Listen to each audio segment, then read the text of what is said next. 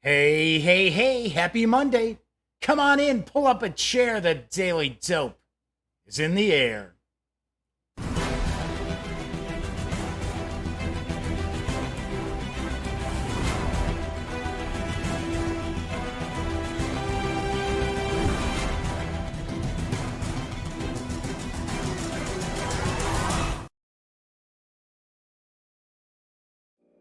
Howdy, howdy, howdy, gang. Yes, I'm Jeff McAleer, back once again as your host here at the Daily Dope, presented by thegaminggang.com, which I happen to be the Grand Poobah.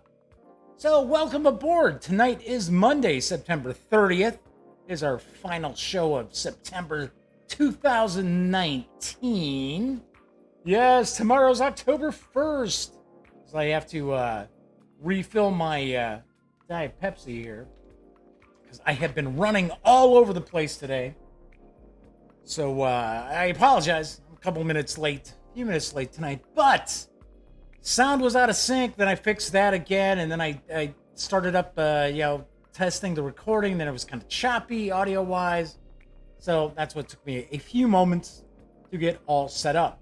So anyway, as I mentioned, tonight is Monday, September 30th. This is episode 372 of the Daily Dope. Of course, this is a live stream. If this is the first time you've checked the show out, do want to point out, very, very casual. This is not rocket surgery by any stretch of the imagination. Just kicking back, talking about tabletop gaming news, sometimes some pop culture stuff as well. Just, taking it easy as we go along. So, I do want to mention chat is available because this is a live stream. It is available on YouTube.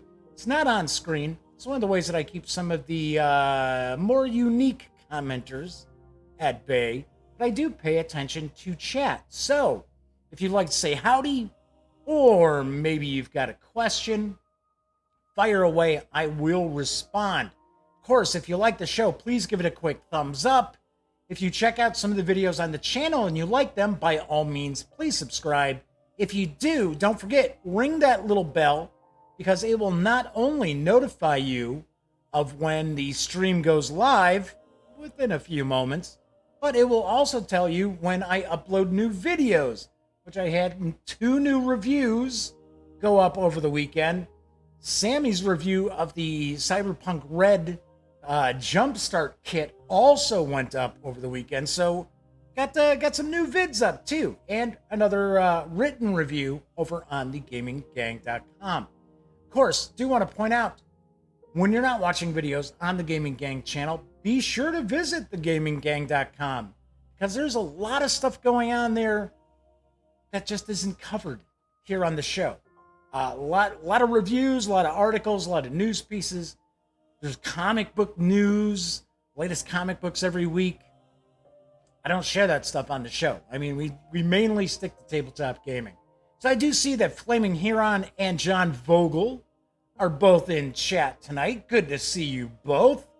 So I've got a little bit of news, not a ton of news, because strangely enough, I don't know, we just have not seen a lot of tabletop gaming news rolling out. And what we have seen has usually been more kind of RPG related.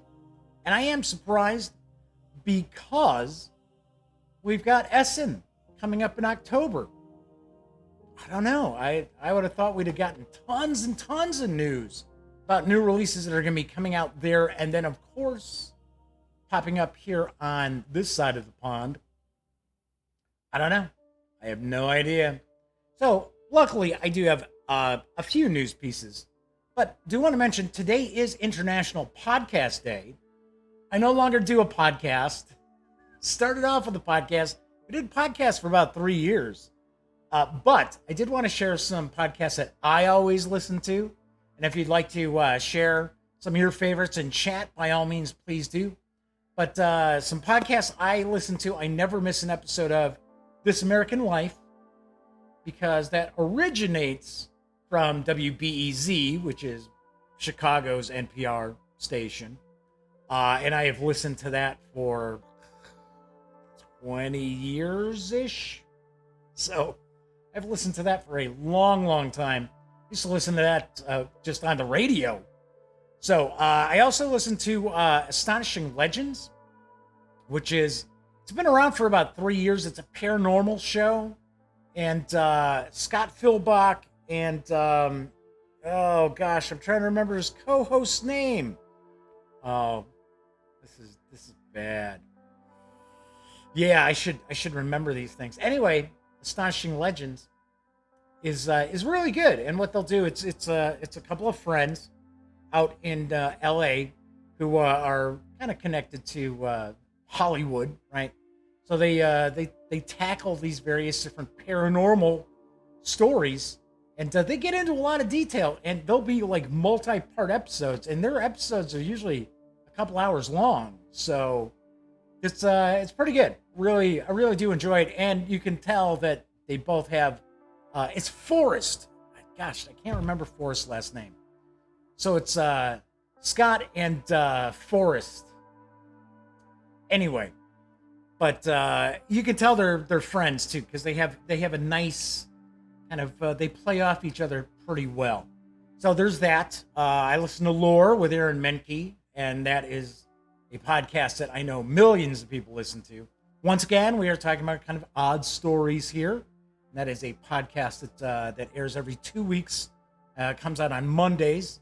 I know Amazon just had the second season of Lore, so I believe there were like 6 episodes where they kind of they don't really dramatize it,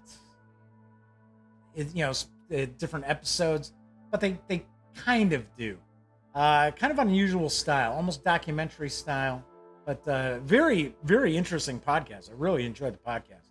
And then I also listen to Jim Harold's Campfire Tales.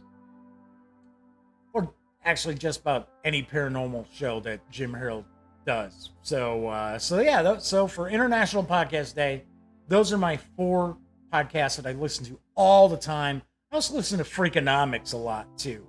So yeah, I have a wide range of podcasts that I listen to. It's not all paranormal. It's not all gaming or anything like that. So also wanted to mention that I had an opportunity to binge watch Fleabag on Amazon Prime over the weekend. Actually, it was yesterday. I watched both seasons. Man, what a good show. I mean, it's not everybody's cup of tea, I'll tell you that right now. And there are quite a few people that I know who 10 minutes into the first episode would have probably been like, oh yeah, we're done. But I thought it was great. And I can certainly see where Phoebe Waller-Bridge is a hot name, and Amazon signed an exclusive contract with her to create content for them, because I thought it was fantastic. I know there's talk about a 3rd season. I got to be honest, I kind of hope they don't do one, because I think the 2nd season really did wrap up everything pretty nicely, and it's kind of a deeper show than you would expect. You're thinking, oh yeah, it's a dramedy. But there's a lot going on under the hood there. So anyways, that's what's been cooking with me over the weekend. And like I said, I wanted to share some podcasts with you that I happen to enjoy. So let's move into the tabletop gaming news. Because I was talking a little bit about Spiel in Essen in October. Well, Capstone Games is going to be distributing the exploration game Cooper Island, which will release at Essen. Or in Essen. No, I guess we'd say at Essen. It will come here to the U.S. in November, and I've got the dope. In the age of exploration, the players arrive at a new home far away from their homeland. They try to colonize the big island, and each player tries to explore one part of it by placing landscape tiles. Landscape tiles grant resources, and those are used to erect buildings with special abilities. Barriers on the island have to be removed in order to explore the island even further. Players build valuable statues, and supply ships get them the supplies from the old world they need to be a successful settler on Cooper Island. Special thing about Cooper Island is the way the players mark their victory points. They take small ship markers around the island to show their progress. On their way around the island, they find smaller islands inshore that grant valuable benefits. After 5 rounds, a game of Cooper Island ends, and the player who developed the best and went on furthest with their ships will win. Cooper Island will be released at Essen by Frosted Games. The game is for 2 to 4 players. I should say, take that back, 1 to 4 players. Ages 12 and up, plays in around 30 minutes. And of course, Capstone Games will be releasing Cooper Island here in November. It will carry an MSRP of $69.95. Interesting. I like exploration games. I find those to be pretty interesting. I like things that kind of have a little historical vibe. I always, I'm one of these people, because remember, I used to live out in Arizona at one point. Now, I'm born and raised in Chicago, but I did live out in Arizona. I lived out in New Mexico as well. And one thing that I always thought when I would be out west is, just imagine the settlers who came out there from the east. I mean, there was nothing. I mean, just driving today, say on 80 or 70 across the U.S., you hit the West and you're like, wow, there's really nothing out here. Just imagine doing that as someone who's a settler. And I look at explorers kind of the same way. You know, Magellan sets out, it's like, who knows? We might fall off, we might sail off the edge of the world. Who knows? So I find that kind of cool. So I see we've got Dan from No Enemies here has arrived. Viper Dave has arrived. Viper Dave's in early.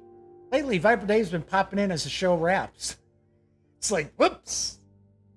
But it's always good to have Viper Dave popping in. And, of course, Dan from No Enemies here, who every Saturday releases a video that kind of tells you what's going on with all the different reviewers and things like that in tabletop gaming. More kind of a conflict simulation vibe to most of the proceedings, which I forgot to send Dan a video. Duh. Yeah. I was trying to get some reviews done, which thankfully I did. Okay, moving right along. If you're a fan of the game Tournament at Camelot, then no doubt you'll be keen to hear about the latest card game, Tournament at Avalon, which is coming soon from WizKids. Here's the dope. WizKids returns to the world of Arthurian legend with Tournament at Avalon, a companion game for 2017's Tournament at Camelot, and it's set to release in February. Like the original game, Tournament at Avalon is a trick-taking card game in which the players assume the roles of knights, competing in a tournament to prove which is the mightiest. Wouldn't it be who is the mightiest? I don't know. I think it would be who. Players use weapon cards to battle their opponents, trying to injure them. When one player is injured too severely, the game ends and the least injured player wins.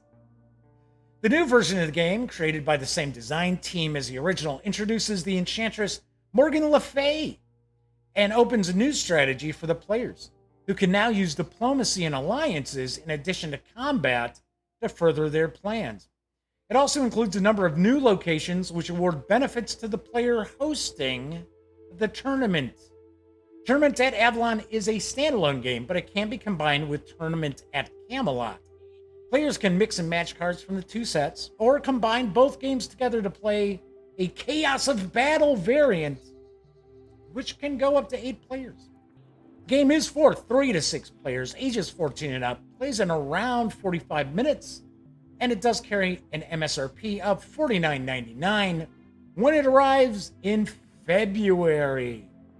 So, there you have it. I gotta be honest, I have not played Tournament at Camelot. I don't play a lot of trick-taking games. It's not like I don't care for them. I mean, I've played a few, and I thought they were fine. It's just I don't search them out normally. I do have a trick-taking game that I am reviewing very soon, which is on the horizon. It is Pirate Tricks, so stay tuned for that. So Dave Kazachuk, taking a stab. I mispronounced everybody's last name. Has popped into chat. Good to see you, Dave. Welcome aboard. I believe this might be first time you've swung into chat. So make yourself comfortable. Kick back. Next news piece. Let's move on to some role-playing game news. There is a Traveler bundle of holding. Yes, which Traveler edition would that happen to be? Tell you in a second, because I've got the dope. Adventurer! This Traveler 4 bundle presents the 1996 4th edition of the star-spanning tabletop role-playing game Traveler. Originally published in 1996 and 97 by Imperium Games, Mark Miller's Traveler is set in Milieu Zero, the earliest years of the Third Imperium Interstellar Empire. This all-new T4 offer gives you everything you need to venture out from Core Sector in your scout ship or your battle squadron to recontact the pocket empires lost in the long night. For just $14.95, you get all 6 titles in the starter collection as PDF ebooks, including the complete Mark Miller's Traveler core rulebook, plus the Traveler 4 game screen, the ship design guides Fire, Fusion, and Steel, and Naval Architect's Manual, the Central Supply Catalog Equipment Guide, and the Setting Guide to the Third Imperium's Beginnings, Milieu Zero. If you pay more than the threshold price of $25.49, you'll level up and also get the entire bonus collection with 7 more supplements and adventures worth an additional $70, including Greg Porter's Weapons Guide, Emperor's Arsenal, the Pocket Empires Guide that lets you own and operate your own star system, the Fleet Action Guide, Imperial Squadrons, Psionic Institutes, the 2-part adventure Long Way Home and Gateway, and the 9-adventure collection Anomalies. These PDFs are decent image scans of the original 1990s hard copies. Text is always clear and usually copyable, although a few books have background graphics that interfere, with the optical character recognition. That's sort of a bummer. 10% of your payment after payment gateway fees will be donated to this offer's designated charity, the Electronic Frontier Foundation. So, I have, for some strange reason, I've got a soft spot for Traveler, and I gotta be honest, I don't know why. I really don't. I owned the original black box with the little black books. I had all the black books, little black books. I had Mega Traveler. I had Traveler 2300. I never once ran a Traveler game. And I think I played maybe once. Not that I was not running it. I played as a player character, I think once. So, I mean, I don't know why I have this soft spot for Traveler, because I always found Traveler to be really dry, especially first edition with the little black books. It was really, really dry and matter of fact. So it has gone through umpteen iterations as well. So I'm not sure what people feel is the best edition of Traveler. I honestly do not. I'm pretty sure that people don't think the Mongoose Publishing edition of Traveler is the best, because I hear people complain about that all the time, and people talk about how they really didn't get their money's worth with a lot of their releases. So, don't know. So Dave K, I'll say that, Dave K, is mentioning that they usually catch the show after the fact, like most people catch the show after it streams. So let's get on to the final news piece, because there is a new edition of the Cypher system. It is available in PDF from Monte Cook Games and Drive-Thru RPG. Here's the dope. Any character, any campaign. If you can imagine it, the Cypher system makes it easy. The Cypher system is the critically acclaimed game engine that powers any campaign in any genre. You may have heard of it, as it's the system that drives the award-winning Numenera role-playing game. Lauded for its elegance, ease of use, flexibility, and narrative focus, the Cypher system unleashes the creativity of GMs and players with intuitive character creation, fast-paced gameplay. Getting sticky mouth here, hold on. And a uniquely GM-friendly design. The Cypher system is easy for beginners to learn, but offers all the depth, nuance, and complexity that you want. Some people call it a rules light system, but it has the power and sophistication of games that are much more mechanically heavy, and yet it's substantially more flexible. GMs find the game easy to prep for and easy to run. It frees up the GM's attention in prep and at the game table to focus on cool, creative ideas rather than numbers, mechanics, and crunch. Cypher system characters are built from the concept up. The descriptive sentence provides not just an easily understood overview of the character, but also the mechanical basis for skills, abilities, and stats. The Cypher system gives players amazing narrative engagement, rewarding player-driven subplots, and giving players resources to bear on the tasks and situations they most want to succeed at. The Cypher system is flexible, from fantasy to science fiction, horror to post-apocalyptic, superhero to cyberpunk. The elegance of the Cypher system makes it easy. Cypher system rulebook includes advice and special rules for 9 different genres. Same flexibility that makes Cypher system characters so awesome also makes it easy to customize them to your campaign. Simply picking the types, descriptors, and foci that are appropriate to your setting and exclude those that aren't. The Cypher system rulebook even makes it easy to customize your own types and foci. You can score the 448-page new edition of the Cypher System Core Book in PDF at DriveThruRPG for $22.99. Have to point out, I reviewed the original edition of Cypher System. In fact, I want to say that may have been the first role-playing game PDF I did a review of, I think. So, of course, we had a new edition of Numenera come out, so, of course, we would see a new edition of the Cypher System Core Book as well. And, gotta say, for almost 450 pages, $22.99 for PDF, especially the way they're being priced these days. Pretty damn good deal. Pretty good deal. So, and, of course, as I like to point out, whenever I mention DriveThruRPG, that of course, the Gaming Gang and thus the Daily Dope are affiliated with the One Bookshelf sites. So if you are going to go to DriveThruRPG, please visit thegaminggang.com first.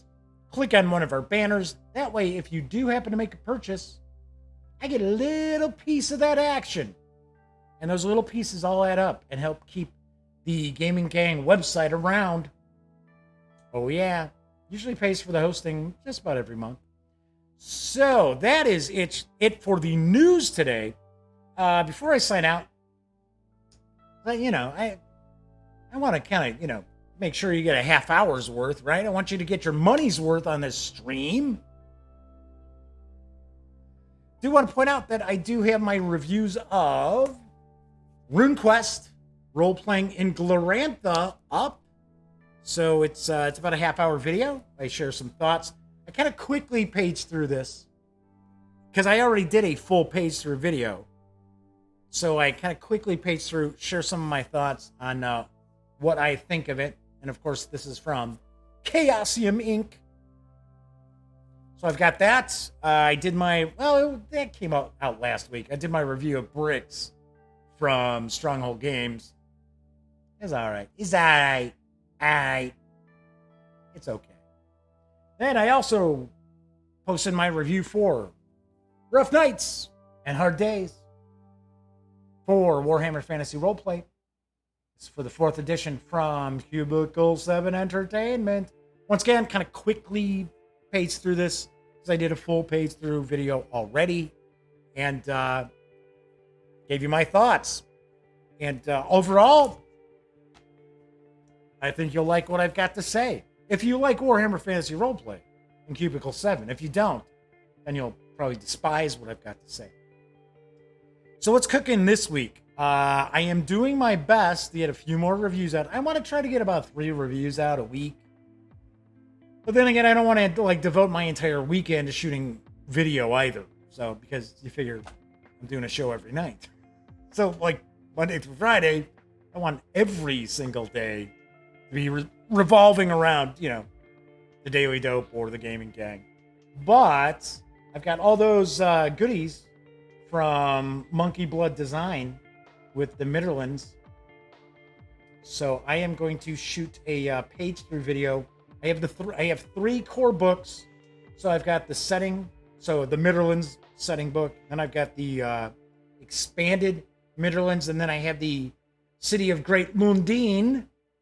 So those are the three little hardcover digest size books, which I took a peek.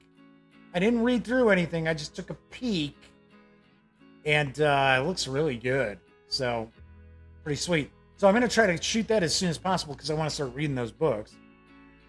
Plus, I also have first 3 issues of the zine that's coming out for that as well. So I've got that. Got some other reviews in the works as well. So should have 3 review videos hit sometime this week. Or, well, I should say at least 2 review videos. And, of course, the page through for Midderlands. Anyway, all right. So that is it for tonight's show. Before I sign off, though, I do want to mention, if you are a fan of thegaminggang.com or the Gaming Gang channel or simply this show, you know this is pretty much a not-for-profit endeavor here. So if you do like the site, the channel, the show, what have you, please consider making a small donation to Lil Bub's Big Fund and the American Society for the Prevention of Cruelty to Animals. Lil Bub's Big Fund does provide grant monies to organizations throughout the United States who care for special needs animals who are awaiting adoption. These animals could require medication every day. They might be blind or deaf or have mobility issues, or simply be old like yours truly. Regardless, these pets do deserve to find loving homes, and as someone who has adopted plenty of sheltered pets in my day, they're going to return any love you give 100-fold, 1,000-fold, maybe even 1,000,000-fold. So, like I said, please consider making a small donation. 100% of all monies donated to Lil Bub's Big Fund is awarded out as grants. It's very, very important to mention. Anyway, and of course, if you do make a small donation, feel free to shoot me an email. My email address is right there in the corner. It's jeffmclear@thegaminggang.com. Let me know, and I'll be more than happy to give you a shout out on the following show. Of course, if you ever have a question, or if there's like a game company you really want me to try to focus on, or at least kind of share some stuff about, fire away. Shoot me an email. I got to point out, some of the companies are just like a real pain in the ass to try to work with. I don't know why. They just happen to be, but I will do my best. Somebody else had also emailed me, and they were asking how come I didn't cover XYZ company. And they're not a big company, but I mean, they're out there. I'm familiar with them. And I said, you know what? I said, if it's that important for me to provide coverage for that company and review their stuff, why don't you reach out and say, hey, have you ever checked out thegaminggang.com? It's sounds a little different when other people are out there saying, hey, I'm sure you know Jeff McAleer and the Gaming Gang, which most companies do. But anyway, just want to float that out there. All right, so that is it for tonight's show. As I like to point out, when you're not watching videos on the Gaming Gang channel, be sure to visit thegaminggang.com for all the latest in gaming news, reviews, comics, movies, TV. Right now, you know the drill. Get your geek on at thegaminggang.com. Of course, if you like the video, give it a quick thumbs up.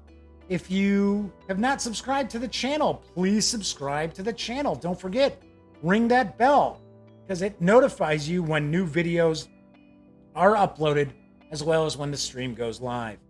For those of you out there who joined me in chat tonight, thank you very much for hanging out with me live. And of course, if you watch after the fact on Memorex, I appreciate that just as much. So once again, I'm Jeff McAleer. I will be back tomorrow, which is Tuesday. Everybody enjoy your Monday night. And until tomorrow, happy trails.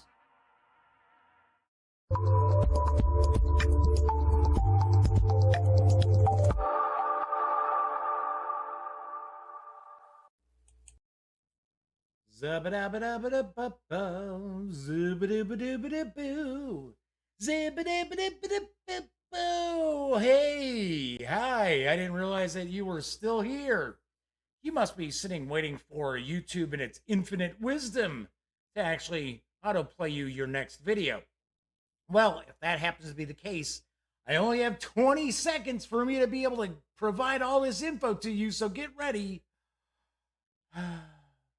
If you'd like to subscribe to the Gaming Gang, click right here. Or if you'd like to check out the latest episode of The Daily Dope, click right here. Or if you'd like to check out a randomly selected video, click right here. Once again, I'm Jeff McAleer, and thanks for watching.